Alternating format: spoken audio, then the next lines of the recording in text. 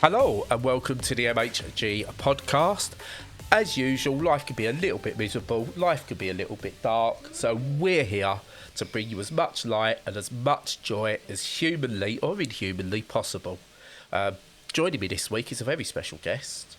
It's Stu, because he's always special. How you doing, Stu?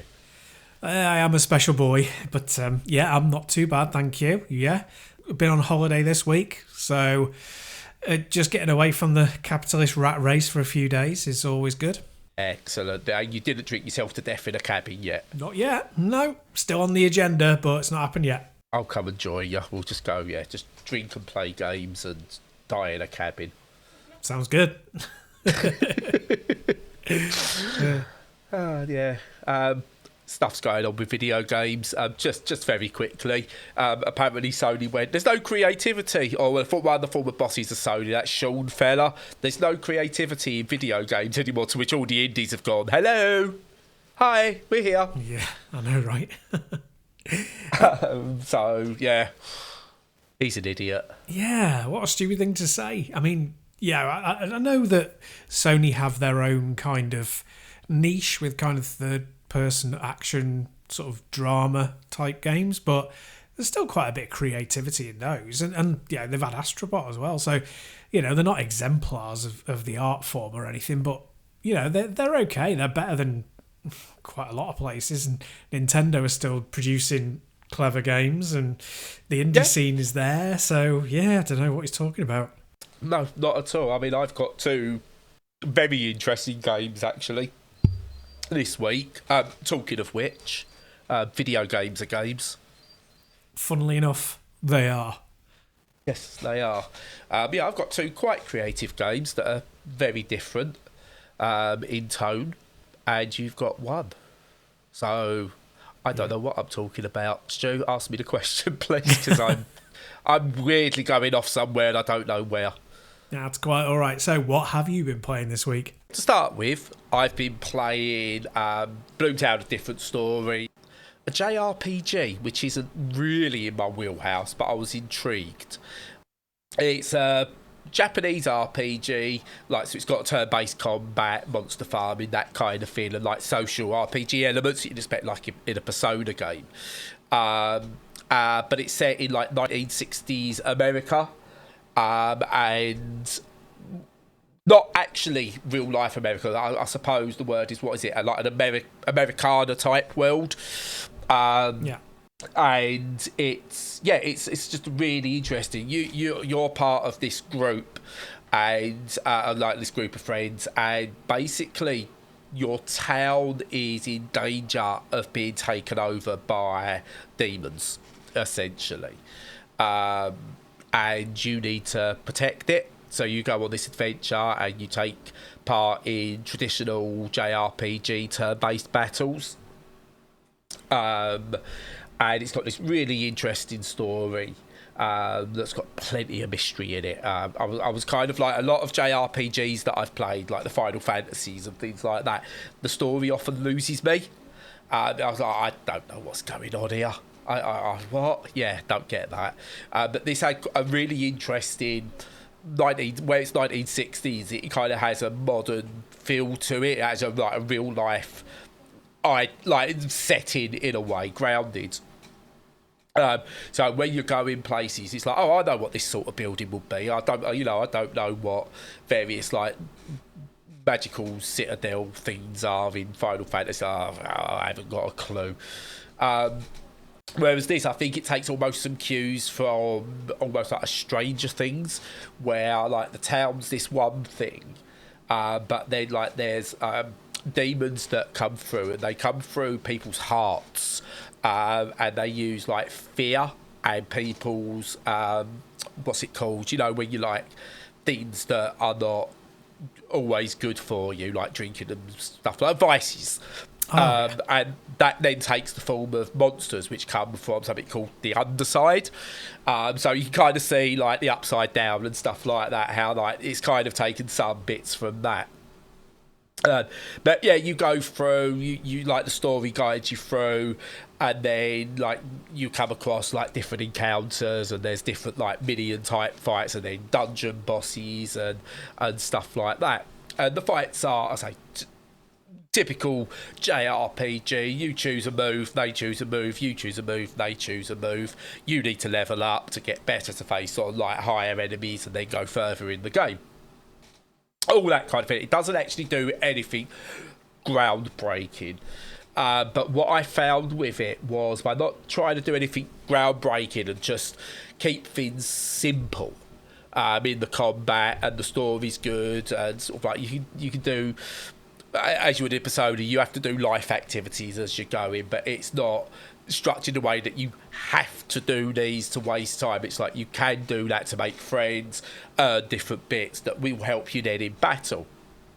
But it guides you along in a nice way. Now, I've not finished it yet. It's got like numerous hours of content in it for a start. And there are some definite moments where it's like, oh God, this is a difficulty spike. I've got to go and do a bit of grinding. So that's not great, but I think all JRPGs have that, where you've got to definitely do some grinding, and this is no different. But the monsters are varied, the world's really interesting. I say this, like Bloomtown, a different story, is really a good name for it, because I thought I knew what I was going to expect from this being a JRPG, but the story really is different in the way it tells itself, and the mysteries and the little things, the little threads that come together. I say I'm probably 10 hours or so into it now. I don't know how far through I am, but I'm just really enjoying it. An hour here and there every few days, so it's going to take me a while to get through. But yeah, it's just a really, really good example of how you can take an existing formula, not try and break the mould, but make something that's really creative and interesting at the same time. But yeah, really, really good. Oh, wow. Yeah. Actually, what looks really, really good. It's nice that they're taking a lot of elements from JRPGs, but combine them with a completely different aesthetic and a different culture. I mean, that probably makes it sound a bit more grandiose than it is. It's still just a game, but, you know, a fairly simple kind of looking game. But it's got a lovely art style to it as well. It looks quite, you know, what's the right word? Sort of comic booky, but not. It's almost Harvest Moon in some ways, but Yeah. it still feels distinct from a Harvest Moon or a oh Jesus Christ, what was that really popular farming game? Stardew Valley? Stardew Valley, yeah, but it still feels distinct from those. It's really, really interesting. As I said, if you've played Persona, you'll probably settle right into it, but don't expect Persona at the same time. I think it's taken like, well, the social aspects of Persona are good, but let's not make it overbearing, and I like that. Nothing is ever overbearing within the game. So I think it just makes it a nice casual one to enjoy, and it's all the better for it. Cool, yeah. It's surprisingly hard to get that balance right. So, yeah, impressed that they have. Nice. Yes, and verified on Steam Deck. I've been playing it on Steam Deck. Absolutely perfect. So, good-o. What have you been playing? Well, I've been playing one that you've been playing, and that you wrote about a little while back. Not that long ago, but it's one of those that's been out a couple of months, and it's Tactical Breach Wizards. Which, oh yes, yeah. We had a think about, will you actually enjoy it? Yes, we did. Yeah, and you're about to find out whether I did or I didn't. Or whether I owe you 20 quid. Yeah, you've got to pay for my failed gaming experiments. No, there are a lot of those. If you had to pay for them, oh my god, that'd be it cleaned out. But, so no, it's like it kind of gives away exactly what it is in the name of the game. It's a tactics game where you play as wizards instead of soldiers, or militants and militia of any kind. But it kind of blends the two really, really well. So it's got this framework of it. It's not just like a framework of a story that gives you an excuse to go in all Magicks Blazing. It's actually a really clever and fun story that it kind of, in the way that it's set up and structured, reminds me of Metal Gear Acid in a strange way. So it's got a clever kind of bunch of humour in there. It's very funny, you know. It's really well written, and it's about things that become personal to the wizards who are involved in the escapades. But the game itself, it's a sort of tactics strategy game where you have to do a series of rooms, because that's where the breach comes in. It's always a breach scenario, where you go in and it's you and your team against a larger force generally, and you have to, clear out these rooms. And you're normally given a set of objectives, normally a primary objective and then some secondary ones. Sometimes you've got even tertiary ones. And the idea is, once you're into the game, it's how quickly and how stylishly you can do them all, and whilst being incredibly efficient at the same time. And it has all of that kind of dynamism that you'd expect from a tactics game, of like, when you execute a plan, it's very satisfying. Yeah. But it also has this excellent nuance of the fact that you have wizard powers. And in a lot of games, you're kind of like, well, you can kind of go, well, our modern hero stories are kind of wizardry anyway. When you've got drones and you've got, airburst kind of chemical weapons, and you've got all of these other things, you're almost talking about magic. But it actually does it to a degree where they are legitimately properly magical artifacts and spells that are being used. So like precognition is a part of it, teleportation is a part of it. There are things that are not technology based, and that's really important because it gives it this completely unique edge. And it also it allows the developers to go off on a real tangent and think of really clever ways that these powers can interact. And just like the really good superhero stories and X-Men comics and things like that, how superpowered beings, their powers interact with one another and how they gel and what strengths they can combine is really the core of the game. And that's very, very clever. And what it kind of makes really good use of are the graphics, which are a kind of that kind of papercraft style. They remind me of that Hitman game from years ago. Hitman Go, was it? Yeah, remind me of that a little bit. Papercrafty, cel shadedy, really, really, really lovely. Absolutely no need for a great deal of power. They still look like really modern, clean, expressive, which is fantastic for not being very high powered. Sound is brilliant. It has real punch. It has a real sense of tactility when you do things, and that's so important when you're setting up these things to like mouse trap for them to all fall into place. And it has this, as I say, dynamism and a kind of electricity to it that makes you feel really hyped to get through each mission. The missions are really short, which is great. They're kind of bite-sized. And they don't outstay their welcome, and then you're on to the next one, which, punctuated by the story, which, as I say, is very clever and very funny. It's a surprisingly real good contender for like one of the best games of the year. I think it's very, very polished is a great word to use for it. Incredibly polished. It's exciting. It's kind of breathless in places, but it never feels like you're pushed to complete things outside of your own limits. It makes you feel intelligent when you make choices, which is good for me because I'm crap at strategy. So if it can make me feel clever, then it's really doing a good job. So a real breath of fresh air. A great twist on an existing formula that's gone back to the dawn of video games, really. Really impressive. Very much a double thumbs up from me. And hugely impressed. Yeah, good. So I don't owe you any money, so that's good. That's the main thing. Yeah. Yes. Yeah, that is completely the main thing. Yeah, I really, really enjoyed it. And I think it's such a good one that you can go in and out of as you see fit and as you need. So, yeah, I'm glad you like it. I'd be interested to see what they do next or where they go next, whether there's more of that or whether they, again, like they generally done before, the devs just go in a completely different direction. But yeah, absolutely superb game. Yeah, I was like looking back and thought the only thing I can think of that kind of reminds me of it in the last few years is Invisible Ink that I played. Not it's the only thing that's released that's like it. It's the only thing that I've played that's like it. And I look back and it's like 7 years or something since that came out. It's like, yeah, that's been out a while. Yeah, I was like, yeah, I need a new one of these. So yeah, I want to get back into that. Actually, I never finished Invisible Ink. I think I originally tried playing it on, I want to say, on one of the consoles, and then I think I tried playing it on the Switch and just never got round to it. I've got it on Steam Deck, so I might give it another go.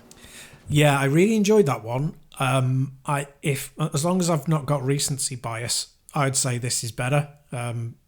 Yeah, probably. Yeah, I found it easier to get into. Invisible Ink gets quiet early on. It's kind of like, what? Yeah. This feels like you need to learn a lot and replay a bit, whereas this allows you just to get through quite early. I think it was much better onboarding than Invisible Ink. Yes. But, yeah. But moving on, I've been playing a detective game. A point-and-click, essentially, mystery-based detective game, where... you called Phoenix Sprints. Titles help, don't they? That's always a good idea. They can do. It's called Phoenix Sprints, and what it is, it's literally a point-and-click mystery. You take on the role of a character who is trying to find their brother who has gone missing, and you basically go on a journey of finding out what happened to your brother. You take on the role of a reporter called Iris, that's it, Iris she's called, who's estranged from her brother but wants to find out what happened to him, how he went missing, or just generally what's happened to him. And you go through all these different areas, you have to ask questions of people, click on things to do these other things, pretty much good basic point-and-click gameplay. Except what this really does well, it's got this system where as you find clues, it kind of puts them into a memory bank. And then what you might do is you might be sort of like, oh, memory bank is Leo. That's the name of your brother. It's like Leo Dormer. That's in your memory bank. And then someone might talk about, oh, this thing happened. So in your memory bank, you go, actually, let's link Leo to this thing. And then she'll ask the question to somebody based around that and get maybe something else that goes into a memory bank. And then the idea is like you click on things, you do things, you ask questions, some red herrings everywhere and stuff like that. But you then go, oh, let's look at this computer. And on this case, so again, I don't want to go too far into what you actually have to do. So I'm very early here. You go, right, there's a computer. Let's search for Leo Dormer.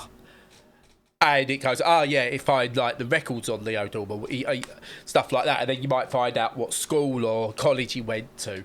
And you want to try and get there to find more information. And as you go, the story branches in so many different ways.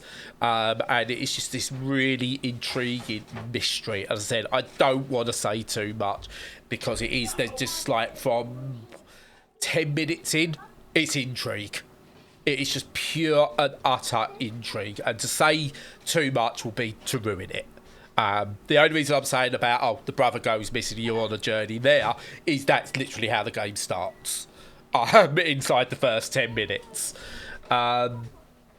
The fact you find false leads and stuff like that, and false leads that can take you on quite a journey before you realise they are a red herring. I really like that because I've played other games, mystery games, where you go, oh, this is interesting. Oh no, it's a red herring straight away, and it's like, well, that's just wasted 2 minutes. Whereas this could send you on a journey, and then you find out it meant nothing.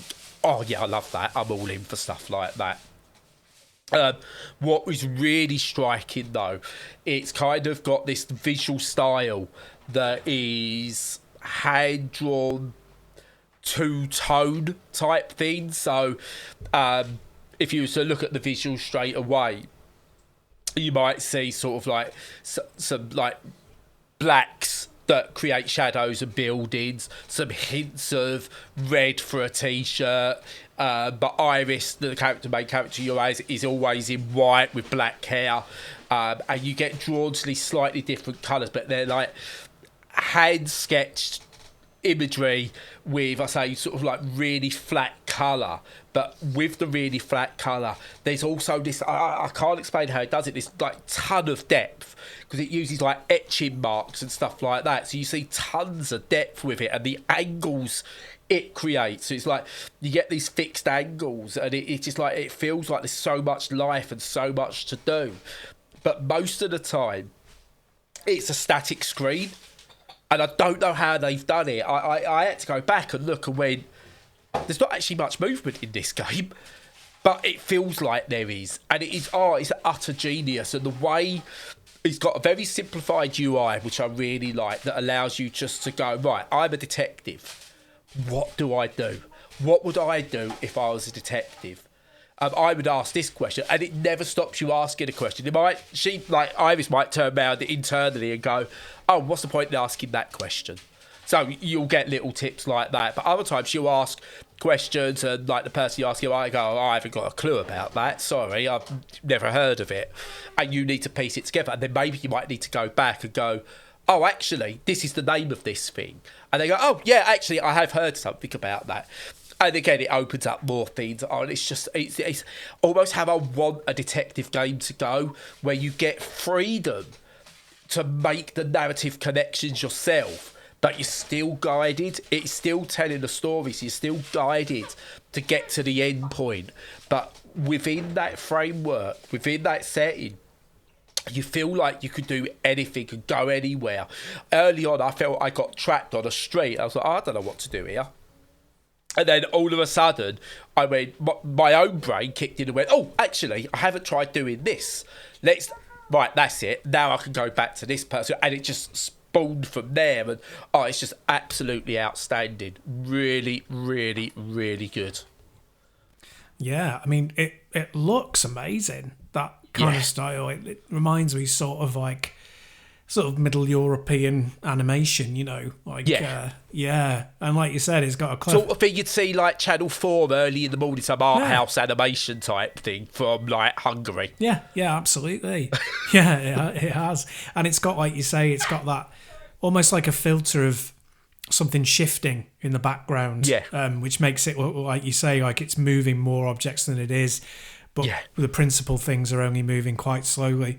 A very clever way of keeping your mind engaged and active, and really striking looking, very impressive.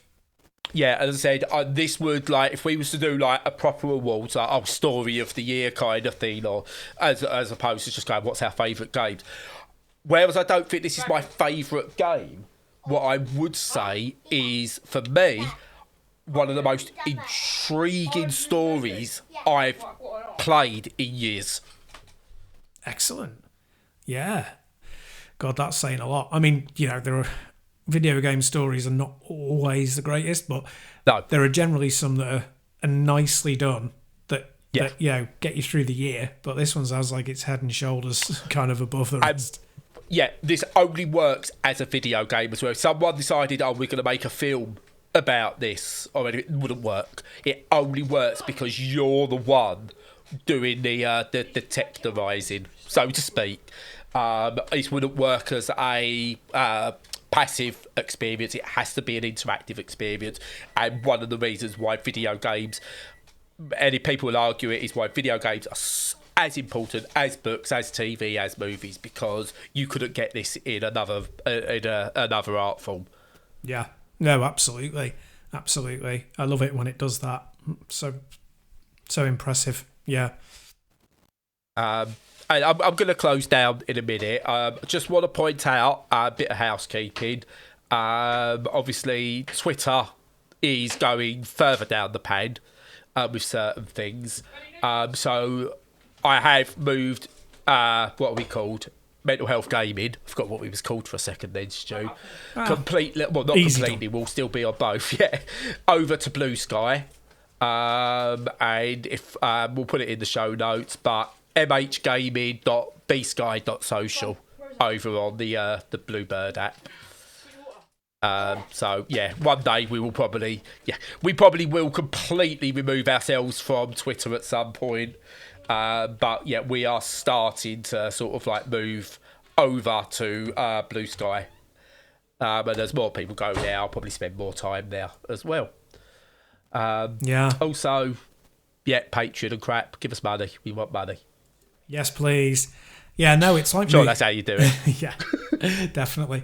Now, it's moving social media platform is like moving house. It's a big enterprise. You've got to time it right, because you can go too early and get on the wrong one, or leave it too late and just be swamped by everyone else as well. So, yeah, gradually moving over there. Give us a follow, and we'll we'll follow back. I'm sure we will, because you probably already follow us on Twitter if you're following us. So yeah. But at that point, I shut up now, Stu. I'll let you do your bit. I like doing my bit. Yeah.